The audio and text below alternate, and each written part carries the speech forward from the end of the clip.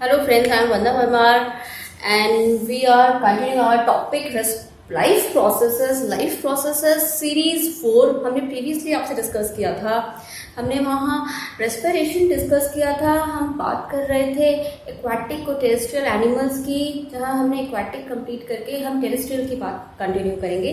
Terrestrial animals में हमने बात करी ह्यूमन बीइंग की, कि ह्यूमन बीइंग में हम डिस्कस करेंगे रेस्पिरेशन का ट्रैक क्या है, रेस्पिरेशन प्रोसेस किस तरह परफॉर्म होता है। ओके, रेस्पिरेशन प्रोसेस किस तरह परफॉर्म होता है। आप जब आपके एयर का पैसेज क्या है वो देखो, जब आप इंस्पायर करते हो, जब आप एयर को अंदर ले रहे हो, या एयर किस तरह मूव करती है और एयर किस तरह बाहर आएगी, उसमें जो ऑर्गन्स इंक्लूड होंगे वो होगा फर्स्ट आपका नोज होगा। नोज में नॉस्ट्रल्स प्रेजेंट है, आपके पास में 1 पेयर ऑफ नॉस्ट्रल्स प्रेजेंट है। तो हम कह सकते हैं फर्स्ट किस कहाँ से जाएगी, एयर एंटर करेगी, नॉस्ट्रल्स से एयर एंटर करेगी। नॉस्ट्रल से अंदर जब एंटर करती है एयर तो आपकी नेजल कैविटी में यहाँ पहुँचती है। तो यहाँ क्या होती है, ये जो नेजल कैविटी है ये म्यूकस से लाइंड है। यहाँ म्यूकस प्रेजेंट होता है, म्यूकस सिक्रीट करने वाले सेल्स यहाँ प्रेजेंट है। तो यहाँ म्यूकस सिक्रीट होता है, म्यूकस प्रेजेंट है यहाँ। और यहाँ बड़े छोटे छोटे फाइन छोटे छोटे यहाँ हेयर स्ट्रक्चर्स प्रेजेंट है, हेयर प्रेजेंट है यहाँ पे। ये हेयर्स और म्यूकस मिलके क्या करते हैं, जो छोटे छोटे पार्टिकल्स, डस्ट पार्टिकल्स अगर आपके इस पैसेज में एंटर करता है तो उसको म्यूकस के थ्रू यहीं पर ट्रैप कर लिया जाएगा। म्यूकस क्या काम करेगा, उनको यही ट्रैप कर लेगा, डस्ट पार्टिकल्स को, या किसी भी तरह का कोई पार्टिकल अंदर एंटर कर रहा है एयर के अलावा। तो यहाँ से क्या होगा, नॉस्ट्रल से एयर अंदर जाती है, आपके नेजल कैविटी में जाती है। नेजल कैविटी से आपके एनसीईआरटी में इतना लार्ज नहीं है, लेकिन आपको ध्यान रखना है नेजल कैविटी से ये अंदर कहाँ जाएगी, इंटरनल लेयर्स में जाएगी। और इंटरनल लेयर्स में जाने के बाद में ये फेरिंक्स और यहाँ लैरिंक्स से होते हुए जहाँ लिखा है आपके थ्रोट से, तो यहाँ से क्या होता है, ट्रैकिया आगे जाता है। जहाँ उसने बताया है कार्टिलेजिनस रिंग्स प्रेजेंट है, तो वो कहाँ प्रेजेंट है, तो देखो ये अगर आपके थ्रोट का स्ट्रक्चर है तो यहाँ क्या है, कार्टिलेजिनस रिंग्स प्रेजेंट होती हैं। और ये जो कार्टिलेजिनस रिंग्स होती हैं ये सी शेप्ड की हैं, इस तरह से प्रेजेंट होती है। ये इस तरह प्रेजेंट इसलिए होती है ताकि यहाँ कोलैप्सिंग ना हो। अगर कोलैप्सिंग होगी, ये किसी भी तरह से कोलैप्स होती है तो क्या होगा, एयर का पैसेज रुक जाएगा, और एयर का पैसेज किसी भी तरह रुकना नहीं चाहिए। इसीलिए क्या होता है, यहाँ सी शेप की कार्टिलेजिनस रिंग्स प्रेजेंट होती है। इसे आप कहते हो, आप सिंपल लैंग्वेज में इसे विंडपाइप भी कहते हो, या इसे साइंटिफिक लैंग्वेज में कहा जाता है ट्रैकिया। क्या कहा जाता है, इसे ट्रैकिया कहा जाता है। अब ये जो ट्रैकिया है ये आगे जाके डिवाइड हो जाता है। क्यों डिवाइड हो जाता है, क्योंकि आपके पास में लंग्स प्रेजेंट है, 1 पेयर ऑफ लंग प्रेजेंट है। तो इसीलिए ये 2 पार्ट्स में डिवाइड होगी। ये जो 2 पार्ट्स में डिवाइड हो गई है, इसे आपने नाम दिया है ब्रोंकाइल्स। नॉट इम्पॉर्टेंट, पर अगर आप याद रख सकते हो तो it is much beneficial for you, more beneficial for you, that's why it is bronchi। और ब्रोंकाई क्या होती है, फिर डिवाइड होती है, जो फर्दर उसने कहा है डिवाइडेशन होता है, और ब्रोंकियोल्स बनाती है। और लास्ट में किस में खुलती है, ये क्या ओपन होगी, ये एल्वोलाइज में ओपन होगी। ऐसा bag like structure, balloon like structures present होते हैं। और ये स्ट्रक्चर कहाँ प्रेजेंट है, ये स्ट्रक्चर्स प्रेजेंट हैं आपके लंग्स में, ये स्ट्रक्चर प्रेजेंट है। ठीक है, ये देखो इस तरह से क्या होगा, यहाँ ये फिर फर्दर डिवाइड होती है, ब्रोंकाइल्स डिवाइड होंगे, अब ब्रोंकियोल्स कहोगे, secondary bronchioles, then tertiary bronchioles and tertiary bronchioles, फिर जाके एल्वियोलर डक्ट, और ये एल्वोलाइज में ओपन होती है। तो ये आपका क्या है, नेजल पैसेज है, आपका एयर पैसेज है। ये जो किस तरह से मूव कर रही है, नॉस्ट्रल से गई इंटरनल लेयर्स में, देन आपके फेरिंक्स लैरिंक्स के थ्रू ये ट्रैकिया में जाएगी। आपके लिए इंपॉर्टेंट नहीं है तो आप बोल सकते हो उसे थ्रोट में जहाँ एंटर कर रही है ट्रैकिया में जाएगी, ब्रोंकाइल्स, और फिर डिवाइड होकर एटलीस्ट इसने लास्ट में क्या बनाया, एल्वियोलाइज। ये बनाया इसने एल्वियोलाइज। यहाँ तक एयर आ चुकी है, ठीक है। किस प्रोसेस से, by the process of diffusion. अब आप देखोगे क्यों हमेशा ऑक्सीजन ही अंदर एंटर करती है और कार्बन डाइऑक्साइड बाहर चली जाती है। यहाँ एक इम्पॉर्टेंट प्रोसेस आप पढ़ोगे, वो प्रोसेस क्या है, वो प्रोसेस है आपका डिफ्यूजन का। वो प्रोसेस क्या है आपका डिफ्यूजन का प्रोसेस है, और डिफ्यूजन प्रोसेस कहता है gases always moves from higher concentration to lower concentration और higher partial pressure to a lower partial pressure. बाहर जो ऑक्सीजन का कॉन्सेंट्रेशन है वो ज़्यादा होता है, और ज़्यादा होने के कारण क्या होगा, ऑक्सीजन अंदर एंटर करेगी, यहाँ एल्वोलाइज में आएगी। देखो किस तरह से एंटर करेगी, यहाँ कौन कौन हेल्प कर रहा है। आप इंस्पायर किया, आपने इंस्पायर करने से क्या क्या हुआ, देखो इंस्पायर करने से क्या हुआ, आपका जो रिब केज है ये लिफ्ट हुआ। रिब केज थोड़ा सा क्या होता है, लिफ्ट होता है, और यहाँ नीचे डायफ्राम प्रेजेंट होता है। ये डायफ्राम प्रेजेंट होता है, ये डायफ्राम नीचे की तरफ जाता है। इस डायफ्राम के नीचे की तरफ जाने के कारण यहाँ पे क्या होता है, थोरेसिक कैविटी, ये जो लंग्स जिस कैविटी में प्रेजेंट है इसे आपने कहा है थोरेसिक कैविटी, और इस डायफ्राम से नीचे प्रेजेंट होती है एब्डोमिनल कैविटी। तो जब आपने इंस्पायर किया तो रिब केज ऊपर की तरफ उठे और डायफ्राम नीचे की तरफ गया, और थोरेसिक कैविटी का वॉल्यूम बढ़ गया। यहाँ जो स्पेस था वो बढ़ गया। बढ़ क्यों गया है, आपको सिंपल अगर जनरल याद रखने के लिए पढ़ना है तो देखो वो बढ़ क्यों गया है, एयर को अंदर लेने के लिए, सक करने के लिए बढ़ गया है जब हम बात करते हैं। ठीक है, तो आप ये देखोगे अगर यहाँ पे जगह ज़्यादा बन गई है तो क्या होगा, एयर को सक किया जाएगा, अंदर की तरफ लिया जाएगा एल्वोलाइज में। ठीक है, तो सारे एल्वोलाइज फिल हो जाएंगे, किससे, एयर से फिल हो गए हैं, यहाँ ऑक्सीजन भी आ गई है। अब क्या होता है, अब किस तरह से ऑक्सीजन आगे मूव करेगी, आपके लंग्स तक तो ऑक्सीजन आ गई है, लंग्स से आगे क्या प्रोसेस परफॉर्म होगा।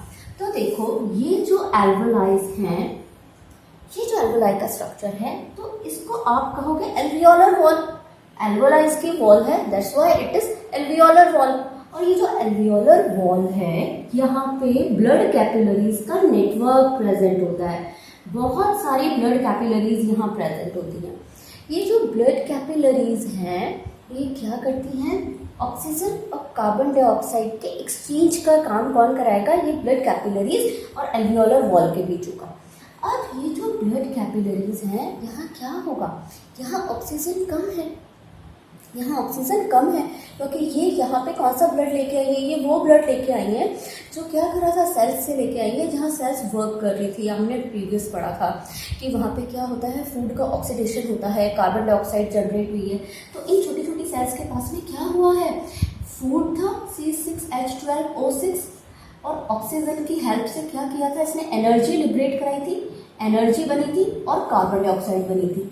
अब ये कार्बन डाइऑक्साइड इसके पास में यहाँ है, तो क्या होगा, कार्बन यहाँ पे क्या है, ये कार्बोक्सिलेटेड ब्लड है, ऑक्सीजन का अमाउंट इसके पास कम है, तो क्या होगा, ऑक्सीजन को ये ब्लड कैपिलरीज को दे देगा कि भाई आप ऑक्सीजन ले जाओ और फिर से जाके सेल्स को दे दो, ताकि सेल्स क्या कर सके, वापस से ऑक्सीडेशन का काम कर सके। फूड का ऑक्सीडेशन होगा तभी एनर्जी मिलेगी, और तभी आपके सारे प्रोसेस कंटिन्यू चलेंगे और किसी भी प्रोसेस बीच में ब्रेक डाउन ना हो। ठीक है, तो ऑक्सीजन को क्या किया, ब्लड कैपिलरीज को दिया, और जो ये कार्बन डाइऑक्साइड ले रहा था इसको एल्वोलाइज में छोड़ दिया। अब ये कार्बन डाइऑक्साइड एल्वोलाइज में आ गई, कैसे, जो ब्लड कैपिलरीज थी, इस ब्लड ने क्या किया, कार्बन डाइऑक्साइड को दे दिया और ऑक्सीजन को ले लिया, और ऑक्सीजन को लेके किसको दे दिया, आपकी सेल्स को दे दिया, टिश्यूज को दे दिया। ठीक है, अब यहाँ क्या होता है, इस कार्बन डाइऑक्साइड एल्वोलाइज में गई, वही प्रोसेस ऑफ डिफ्यूजन।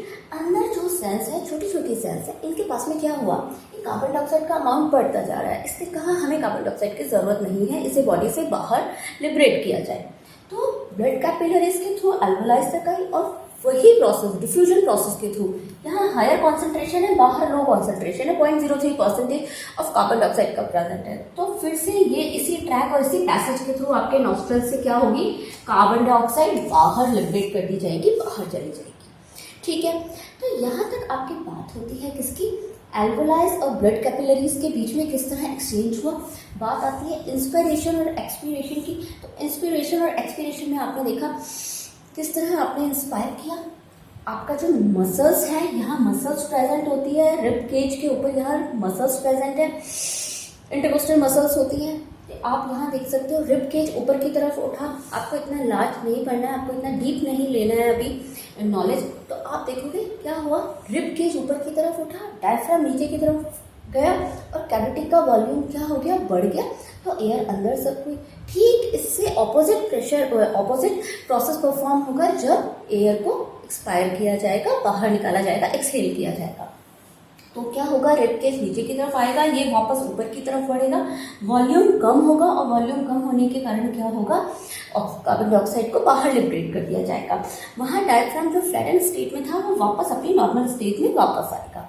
ये क्या है, it is diaphragm. Okay, it is also a part of your respiratory system. Okay, next हम बात करेंगे डिफ्यूजन प्रोसेस के थ्रू। जो लोअर एनिमल्स है उसमें तो सिर्फ डिफ्यूजन प्रोसेस से काम चल रहा है, उसके ईच सेल्स और टिश्यूज तक ऑक्सीजन जा रही है। लेकिन हम बात करते हैं जैसे जैसे एनिमल का साइज बढ़ता गया है तो क्या होगा, only diffusion process is not sufficient for respiration. तो क्या चाहिए, तो वहाँ उसे कोई ना कोई ऐसा वेक्टर चाहिए जो यहाँ से ऑक्सीजन को ले और ऑक्सीजन को ले जाके सेल्स तक, टिश्यूज तक, सब जगह जाके दे। तो वो वेक्टर क्या है, वो वेक्टर प्रेजेंट है ह्यूमन बीइंग में, हीमोग्लोबिन प्रेजेंट है। क्या प्रेजेंट है, हीमोग्लोबिन प्रेजेंट है, जो कि एक रेस्पिरेटरी पिगमेंट है और ये रेस्पिरेटरी पिगमेंट आपके ब्लड में प्रेजेंट है। ओके, ब्लड में भी कहाँ प्रेजेंट है, ब्लड में भी ये आरबीसी में प्रेजेंट है। इस रेस्पिरेटरी पिगमेंट के कारण ही आपका ब्लड रेड है। तो आप ध्यान रखोगे ये रेस्पिरेटरी पिगमेंट कहाँ प्रेजेंट है, ये रेस्पिरेटरी पिगमेंट प्रेजेंट है आरबीसी में, रेस्पिरेटरी पिगमेंट प्रेजेंट होता है। ये हीमोग्लोबिन क्या करता है, ये हीमोग्लोबिन ऑक्सीजन के साथ में बाइंड करता है और क्या बनाता है, ऑक्सी हीमोग्लोबिन बनाता है।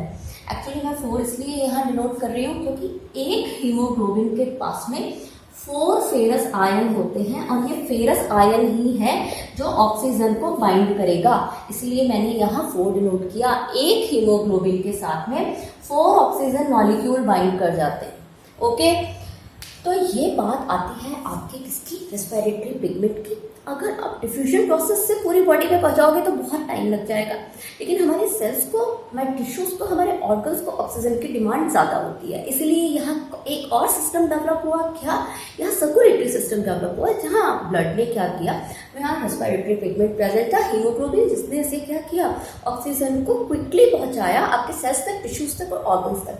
लास्ट हम बात करते हैं ऑक्सीजन की, बात करें कार्बन डाइऑक्साइड का ट्रांसपोर्ट। कार्बन डाइऑक्साइड जो जाएगी, इसमें क्या होता है, कार्बन डाइऑक्साइड सॉल्युबल है, किसमें, वाटर में सॉल्युबल है एज कम्पेयर टू ऑक्सीजन, इसकी सॉल्युबिलिटी ज़्यादा है। तो यूजुअली जो कार्बन डाइऑक्साइड लिबरेट की जाएगी वो डिजॉल्व फॉर्म में की जाएगी। कार्बन डाइऑक्साइड वाटर में डिजॉल्व है, यहाँ रिएक्शन परफॉर्म होती है, कार्बन डाइऑक्साइड वाटर के साथ में रिएक्ट करता है, H2CO3 बनता है, जो हम क्या करेंगे, हम बड़ी क्लासेस में पढ़ेंगे। ठीक है, यहाँ हम यही देखेंगे कि कार्बन डाइऑक्साइड किस तरह जाएगी, कार्बन डाइऑक्साइड का ट्रांसपोर्ट होगा डिजॉल्व फॉर्म में, डिजॉल्व फॉर्म में। ओके, तो यहाँ तक आपके बात खत्म होती है respiration in human beings. Next हम आपसे डिस्कस करेंगे circulatory system. Okay, thank you, जय हिंद, जय भारत।